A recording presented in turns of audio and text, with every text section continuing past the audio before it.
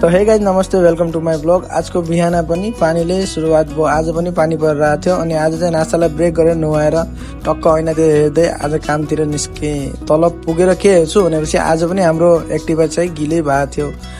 एक्टिभा निकाल्दै बाहिर जाँदै हल्का हेरेँ त आज मौसम वाहा भएको थियो। आफूलाई पनि देखाऊ भनेर थोरै आफूलाई पनि देखाइहालेँ अनि कामतिर पुग्दै कामको शुभ सुरुवात गरिसकेँ।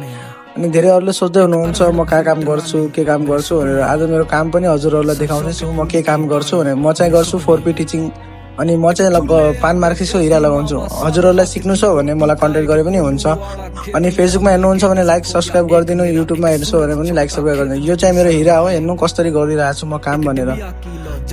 अनि हेर्दा काम गर्दा गर्दै आज चाहिँ पानी बबाल भइरहेको रहेछ। मेरो साथीहरूले पानी परिरहेको छ भनेर बाहिरतिर गए। हेर्छु त आज त पानी तुफान पनि आएर रहेछ र हामी काम गर्ने गल्ली पनि भरिहाल्यो। अनि आजकोलाई यहाँलाई एन्ड गरेर निक्लिँदैछु घरको लागि। मिल्छु अर्को ब्लगमा। Bye bye, see you.